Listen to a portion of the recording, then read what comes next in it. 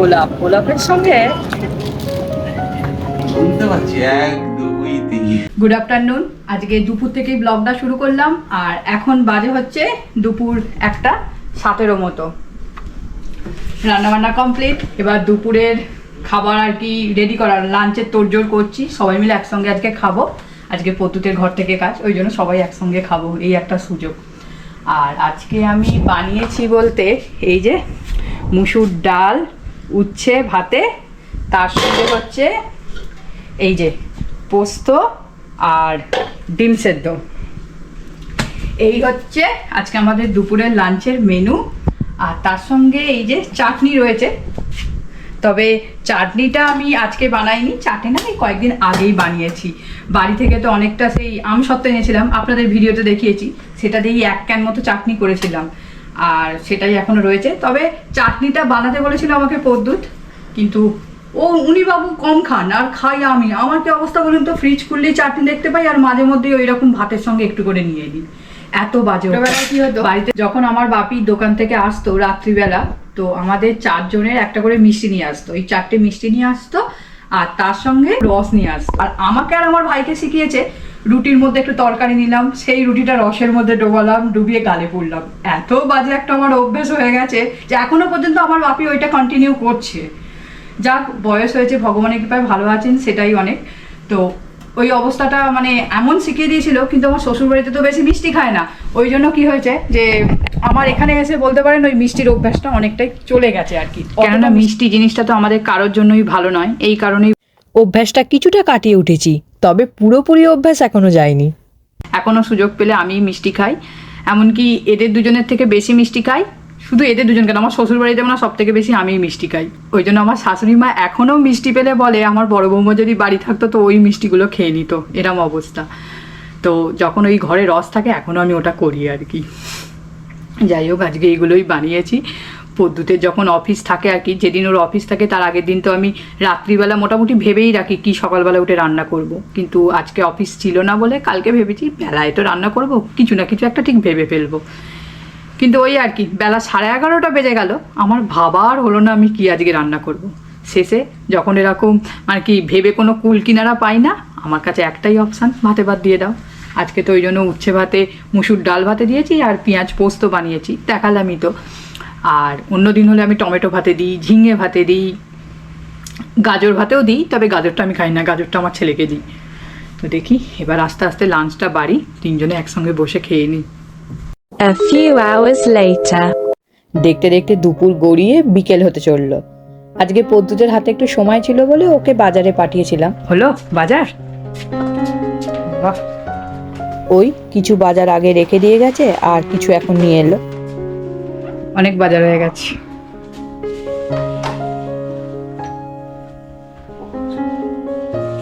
যেন মনে হচ্ছে পুরো দোকান করা হয়ে গেছে।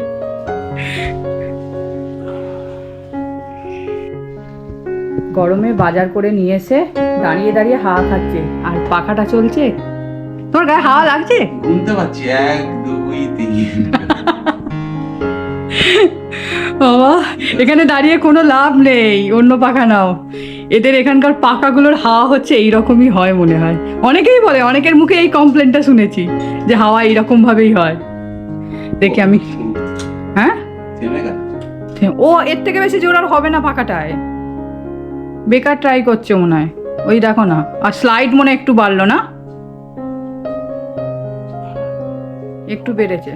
কিন্তু এই হাওয়া, আমরা কি হাওয়া খাই আর ওখানে, আর এখানে কি হাওয়া।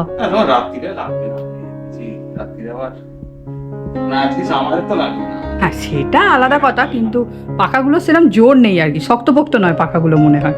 শক্তপোক্ত না মানে ভীমের গদার মতো দেখতে পাচ্ছ না? ওই দেখতেই দেখি আমি এবার এইগুলো গুছিয়ে নিই।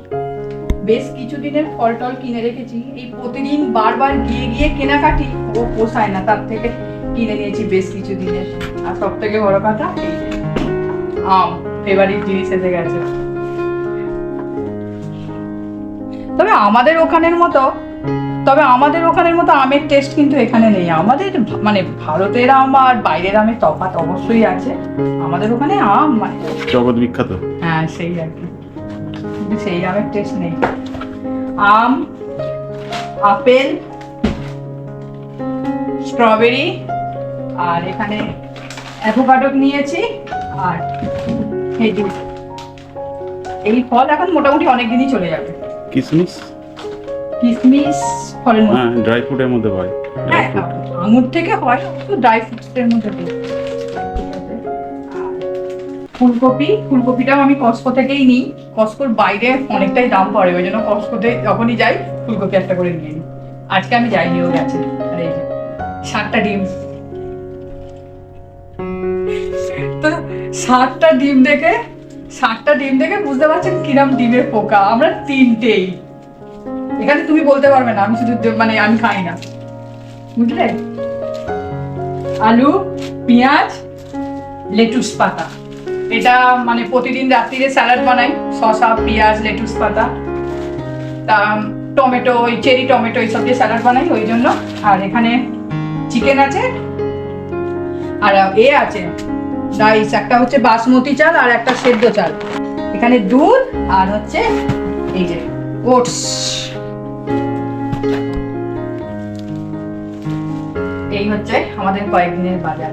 আর এবারে পারমেসান চিজটা নিয়েছি। এমনি চিজ নিলে না বড্ড খারাপ হয়ে যায়, ওই জন্য এইটাকে নিয়েছি। এটা দেখেছি অনেকদিন ভালো থাকে। এবার সব ফ্রিজ খালি করে করে শুধু জায়গা করে ঢোকাতে হবে। তুমি রেডি হয়ে না, এবার বেরোবো, আবার আমার দরকার আছে, আমি জায়গা করে ঢোকাই। ফ্রিজ আমি যতই খালি করার চেষ্টা করি, আমার ফ্রিজ যেন কিছুতেই খালি হয় না, সব যেন ঠেসে ঠুসেই থাকে। কি আর বলবো, এখানে সব কিছুই তো ওই ফ্রিজেই ঢোকাই, ওই কারণেই আমার এই অবস্থা। দাদা আমাদের তো প্রায় হয়েই গেছে, আর এখন প্রায় রাত্রি 9:30 মতো বাজে। এক বন্ধুর বাড়িতে যাব, তো ওনার মায়ের জন্মদিন, মানে আমাদের কাকিমার জন্মদিন, উনি ইন্ডিয়া থেকে এসেছেন, তো ওই জন্য জন্মদিনের উইশ করতে যাব। আর এখন র্যালসে এসেছি একটা ফুলের তোড়া নিতে আর কি। যাই এবার টুকটুক করে র্যালসে ঢুকি। 9:30 মতো বেজে গেছে বলে চারিদিকটা বেশ ভালোই ফাঁকা ফাঁকা আছে, না হলে সকাল, দুপুর, সন্ধে কোনো সময় এখানে তাড়াতাড়ি পার্কিংটা পাওয়া যায় না। তবে জানি না ফুলের তোড়াটা আবার কেমন পাবো। সকালের দিকে যতটা আর কি ভালো পাওয়া যায়, রাতের দিক তো তাই ডাউট হচ্ছে, দেখি কেমন হয়। লাল গোলাপটা নিয়ে এই যে এটা আন্টির জন্য নিচ্ছি। কিন্তু দেখো লালটা না একটু শুকিয়ে শুকিয়ে মতো গেছে, রাত্রিবেলা তো সারাদিন থেকে থেকে মনে হয় শুকিয়ে গেছে। দেখো সাদাটা নিয়ে, সাদাটা দেখতে ভালো, সাদাটা কিন্তু বেশি ভালো লাগছে। গোলাপ, গোলাপ, গোলাপের সঙ্গে গন্ধটা কমই আছে, এটা বেশি গন্ধ নেই। চলো চলো যাওয়া যাক, এটাই তাদের এটা আন্টির জন্য। চলো। আর এই যে এইটা একটা গাড়ি হাতে করে ধরে বসে আছে, প্রত্যেকবার যখনই র্যালসে আসবে ওর একটা করে গাড়ির আবদার, যখনই র্যালসে আসবে ঠিক একটা করে গাড়ি চাই। চল চুপচাপ। ব্যাস ডুকডুক করে আমরা চলে এলাম সবাই মিলে ওদের বাড়ি।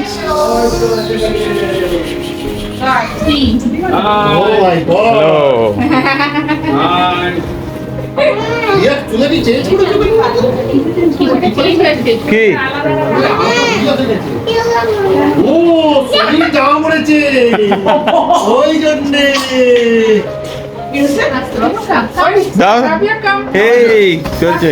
হ্যাপি বার্থডে কাকিমা।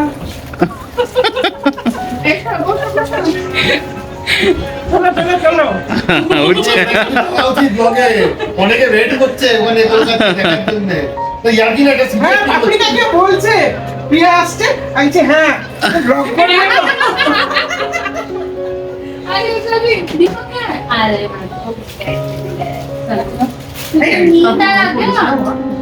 सोने गई थी बेड पे, फिर बोला no no no I want to go. की भूमिका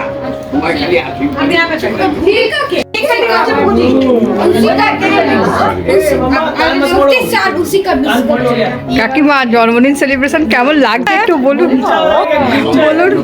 প্রথম এইরকম এত আনন্দের দেশের মাটিতে এসে ছেলে কত প্ল্যানিং করেছে বৈশাখী বৈশাখী আর দুজনে মিলে হ্যাঁ আমি সব সাইলেন্ট আর ওর সঙ্গে আমার এত বড় শরীর। দারুণ একটা আনন্দ। মানে বোঝাতে পারছি না আমি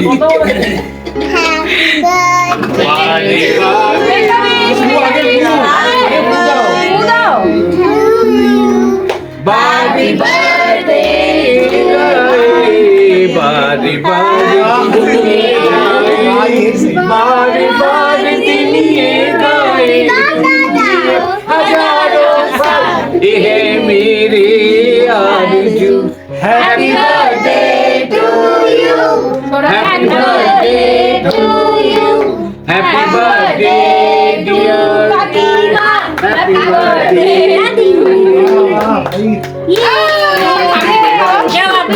কাকিমা আজকে খুবই খুশি। অবশ্য খুশি হবারই কথা, সন্তান যখন বাবা মায়ের জন্য কিছু করে তার মতো আনন্দ তো আর নেই। আমি যতটুকু শুনেছি সৌরভদা ইঞ্জিনিয়ারিং পড়াশোনা থেকে শুরু করে আজও চাকরি সূত্রে মানে বাড়ি থেকে দূরে কাটাতে হচ্ছে। তো সেইভাবে কাকিমার জন্মদিনের সময় পুরো পরিবারকে পান না, এমনকি আজও হয়তো পাননি উনি। আজ উনি ছেলের কাছে আছেন, কিন্তু মেয়ে আছে ভারতে। তো যাই হোক, ছেলে বউয়ের এরকম একটা সারপ্রাইজ প্ল্যান করাতে কাকিমা তো খুবই খুশি হয়েছেন আজকে। কাকিমাকে এত আনন্দ পেতে দেখে বেশ ভালো লাগলো। যাই হোক, কেক কাটার পর উনি আমাদের সবাইকেই কেক খাইয়ে দিলেন। কাকিমার জন্মদিনে আমরা বেশ কিছু গ্রুপ ফটো তুলে রাখলাম স্মৃতির মণিকোঠায় রেখে দেওয়ার জন্য। বৈশাখী বসলে ভাঙবে না কি? ব্যাস, আমরা বেরিয়ে পড়লাম এবার ওদের বাড়ি থেকে, আর বাড়ি ফিরছি। ব্লগটা এখানে শেষ করছি। সবাই খুব ভালো থাকবেন, সুস্থ থাকবেন, আনন্দে থাকবেন। আজকের মতো টাটা, বাই বাই।